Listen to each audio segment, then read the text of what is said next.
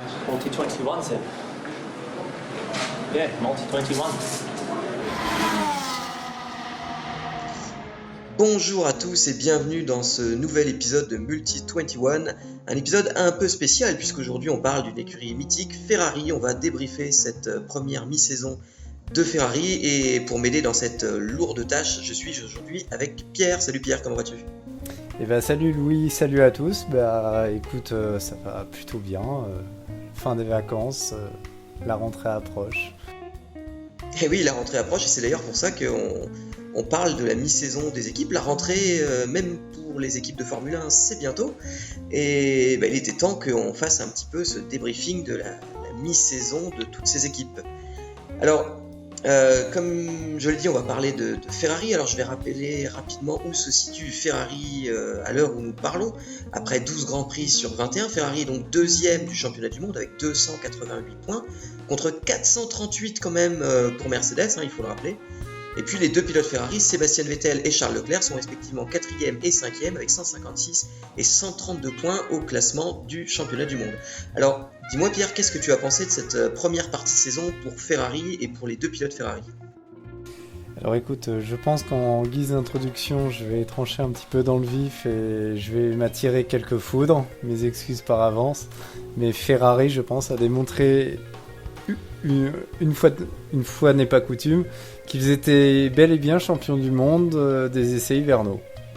Tout à fait, parce qu'on rappelle quand même que Ferrari avait fait de très bons essais hivernaux. Il y avait beaucoup d'attentes sur leurs petites épaules qu'ils n'ont pas su transformer, n'est-ce pas ?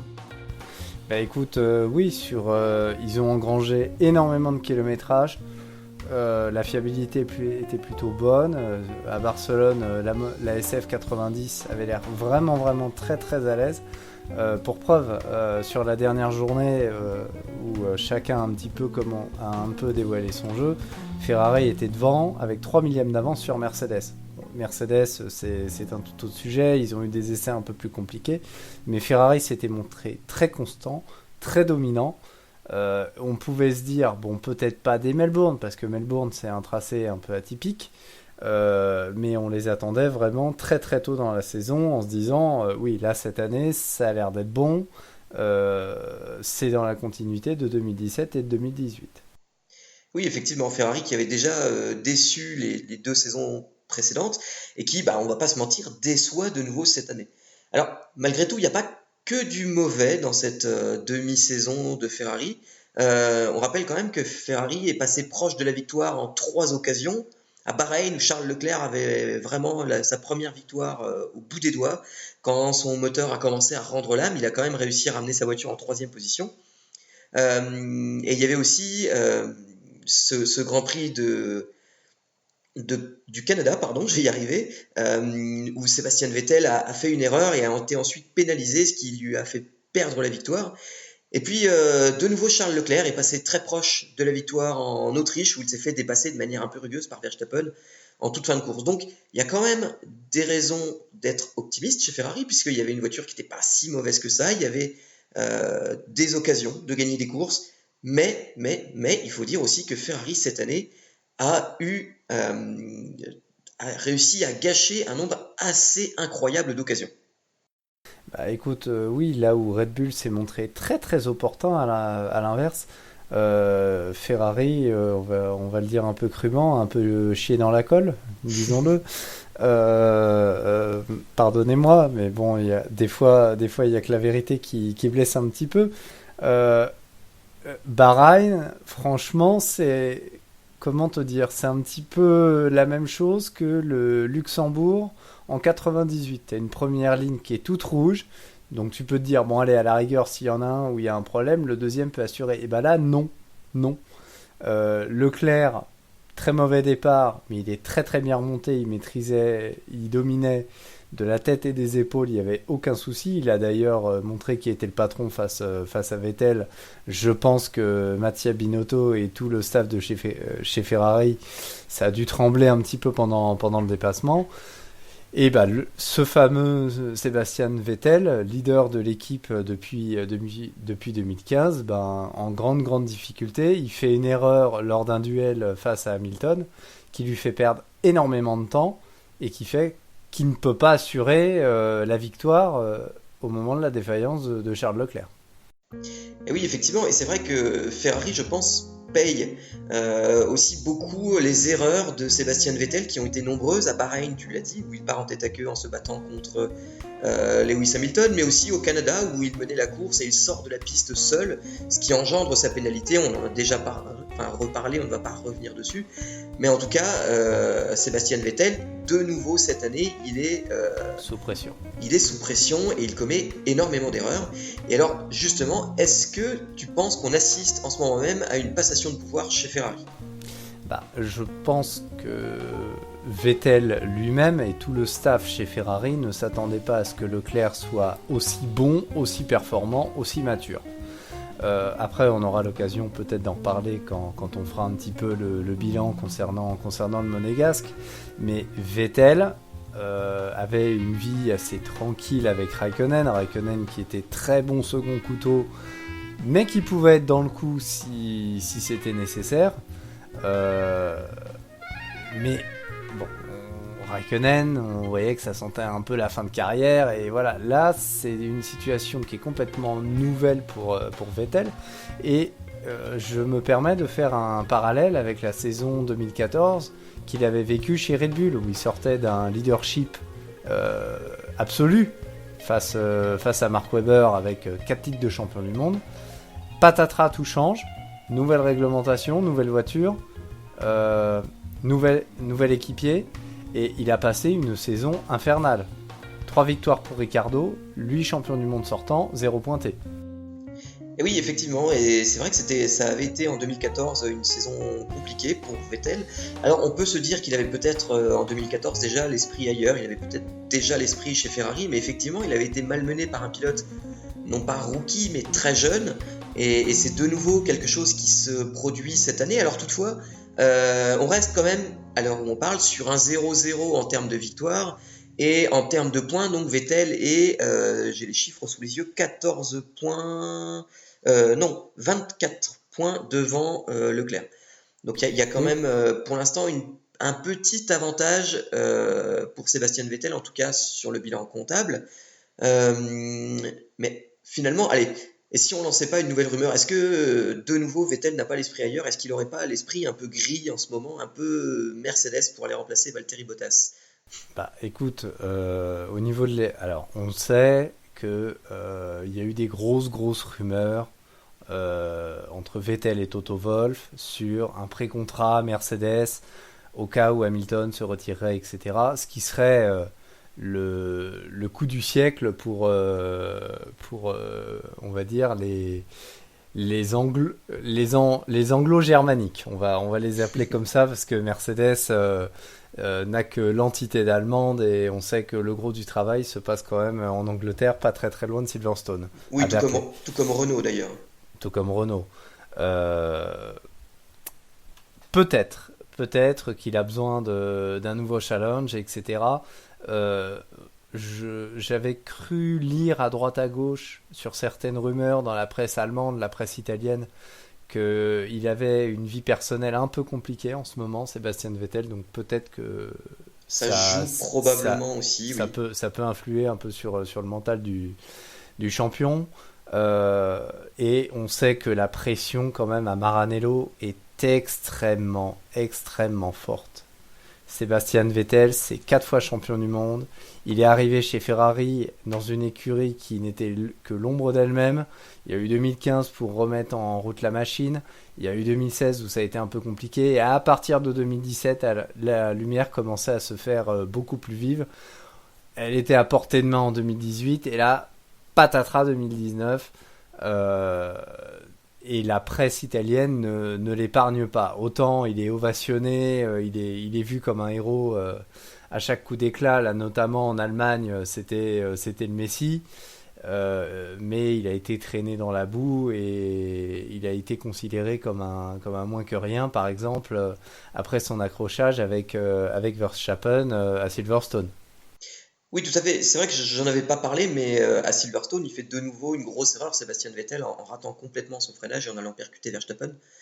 Mais effectivement, il y a quand même une grosse pression lorsqu'on a une combinaison rouge, une pression que semble vraiment subir Sébastien Vettel depuis plusieurs années, même s'il y a eu des coups d'éclat, même s'il y a eu du très bon, il y a aussi eu pas mal de mauvais. Et alors, je vais pas te mentir, mais moi qui suis fan de Fernando Alonso, je suis quand même assez content de voir que Vettel arrive en fin de cycle avec Ferrari sans avoir ramené le moindre titre non plus. Voilà. Oui, non, Euh, mais bien sûr. Après, c'est quasiment à chaque fois, enfin, à la différence de Alonso où on pouvait des fois incriminer la malchance. Le pilote espagnol a quand même fait peu d'erreurs. C'était surtout de la malchance ou des ah, stratégies je suis, je mal suis calées. pas 100% d'accord parce qu'effectivement il y avait de la malchance en piste et en piste Alonso ne faisait quasiment jamais d'erreur, mais en revanche en dehors il a fait beaucoup d'erreurs et c'est vraiment lui qui a mis Ferrari dans une situation délicate. Mais bon, c'est une autre histoire, on ne va peut-être Ah, pas mais bien revenir sûr, là-dessus. ça c'est plus, comment dire, politique, on va dire. Oui, exactement. Mais la politique joue toujours un rôle énorme chez Ferrari. Ah mais tout à fait, tout à fait. On a notre porte-drapeau tricolore Alain Prost qui en a fait les frais au début des années 90. Mais justement, parlant de politique, il y a eu quand même énormément de restructuration dans la Scuderia depuis plusieurs années, des figures fortes qui viennent, qui s'en vont, mais qui ne restent jamais longtemps. Est-ce que finalement cette instabilité n'est pas la cause des maux de Ferrari à l'heure actuelle quand on voit Alors, une écurie Mercedes qui est la même depuis 5-6 ans et qui gagne encore tout? alors, oui, il y a une très grande stabilité chez Mercedes et ils ont surtout su profiter des opportunités. Je ne peux que prendre l'exemple d'Aldo Costa, viré comme un malpropre par Ferrari suite à la débâcle de la Ferrari de 2012. Crac, immédiatement recruté par Mercedes. On sait que Costa, c'est quand même une pointure en matière d'aéro. Donc, même chose avec James Allison. James Allison, qui était chez Ferrari, il a eu des soucis personnels, etc. Vloup, on le retrouve chez Mercedes. Donc, ils sont très très forts. Je pense qu'actuellement, il y a une guerre interne à la tête de Ferrari suite au décès de Sergio Marchionne l'année dernière. Et chacun veut tirer un peu la couverture de son côté. Et je pense que l'organigramme même en F1 en pâtit. Quand tu regardes la nomination de Mattia Binotto à la base, c'est un directeur technique, c'est pas un directeur d'écurie.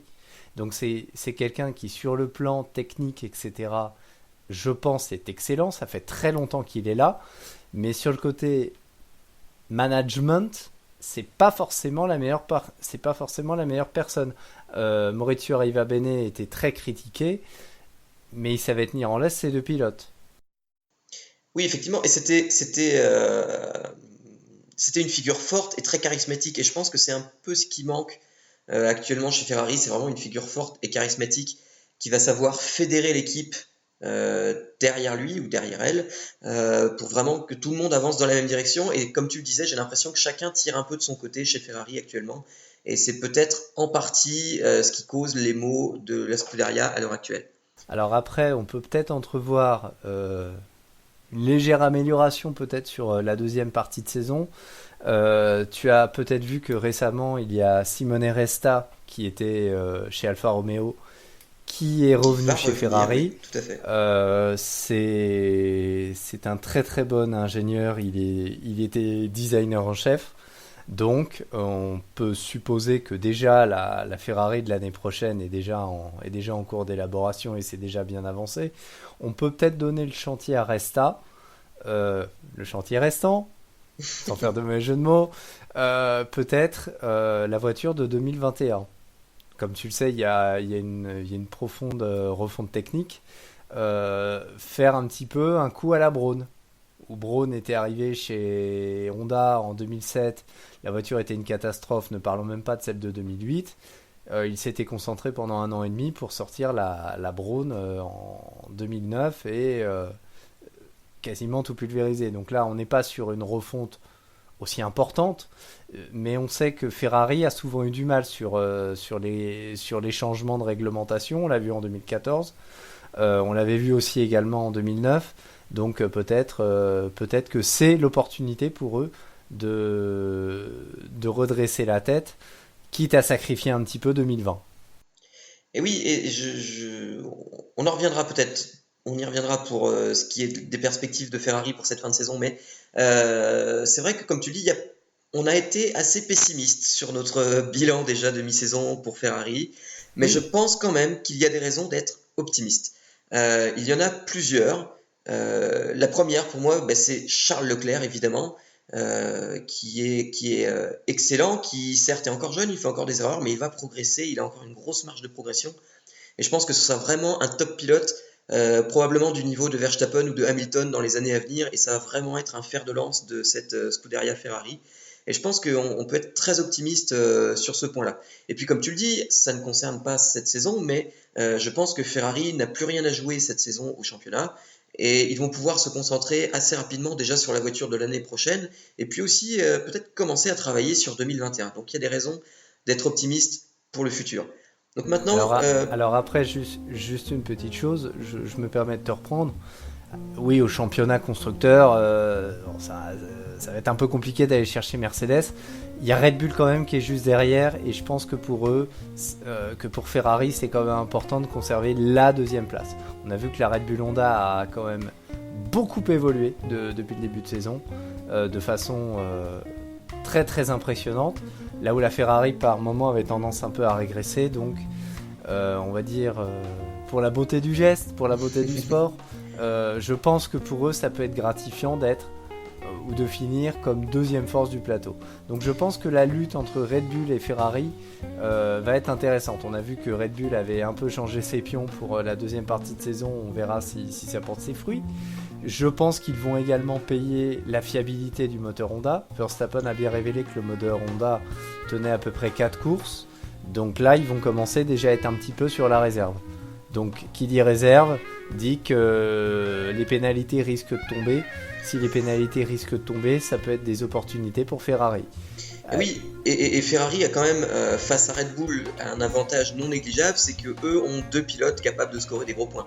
Contrairement à Red Bull qui est un peu plus derrière uniquement Verstappen. Tout à fait. Ferrari a deux voitures capables de marquer des gros points. Après, je pense que maintenant ils ont appris des erreurs de début de saison, notamment le marasme en qualification à Monaco, où ils ont relancé Sébastien Vettel sans se préoccuper du pauvre Charles Leclerc qui courait à domicile. Donc pareil sur les histoires, bon allez, il y en a un devant, 5 tours plus tard, hop, tu repasses devant, etc. Bref, les pneus sont morts, la stratégie est capoute et au final ça dessert les deux pilotes. Ça, je pense que maintenant ils ont appris de leurs erreurs et je pense pas qu'on retrouvera ça sur la deuxième partie de saison, du moins je l'espère. Bien, donc je pense qu'on a été clair sur ce qu'on pensait de Ferrari, sur ce qu'on pensait les voir faire sur cette fin de saison. Maintenant, je vais te poser deux questions, il va falloir répondre vite. Est-ce que Ferrari va battre Red Bull et est-ce que Ferrari va gagner des courses? Si oui, lesquelles et avec quel pilote? Allez, tu as 1 minute. Alors, j'espère qu'ils termineront deuxième du championnat, même si en termes de marge de progression, Red Bull jusqu'à maintenant s'est montré plus fort. Quant aux victoires, je les vois bien à Spa et je les vois très très bien à Monza. On a vu que la SF 90 avait une faible traînée aéro, ça peut peut-être aider. Effectivement, tu as raison. Je pense que les Ferrari seront très bien sur les circuits rapides, donc évidemment en Belgique et en Italie. Et puis, je vais te faire une confidence, je serai moi-même à Monza pour le Grand Prix d'Italie. Et j'espère vraiment voir une victoire de Charles Leclerc, parce qu'une victoire Ferrari sur les terres de Ferrari, ça doit être un moment assez exceptionnel et j'espère pouvoir vivre ça. Donc je vais pour une fois dans ma vie être derrière Ferrari et espérer voir une victoire Ferrari. Surtout, tu fais le plein de photos et puis merci à toi d'être notre reporter à l'intérieur du stadium et de la frénésie de Monza. Chaudron rouge de Monza, ça va être. Chaudron rouge. Quoi qu'il arrive, je pense que ce sera un très grand moment. Écoute Pierre, je pense qu'on a fait le tour. Je te remercie d'avoir animé cette émission avec moi. Ça a été un vrai plaisir. Je te remercie en retour. Quant à vous qui nous avez écoutés, si vous avez apprécié, n'hésitez pas à vous abonner à la chaîne, n'hésitez pas à liker la vidéo et même à la partager pour nous faire connaître. Et n'hésitez surtout pas, c'est le plus important, à nous dire ce que vous en pensez dans les commentaires, si vous êtes d'accord ou non avec nous. Ça nous ferait super plaisir de débattre avec vous aussi dans les commentaires. Donc voilà, n'hésitez pas. Je vous remercie une nouvelle fois tous de nous suivre, de nous avoir écoutés. Et à bientôt pour cette deuxième partie de saison qui s'annonce encore très intéressante, je l'espère. Salut à tous. Salut à tous!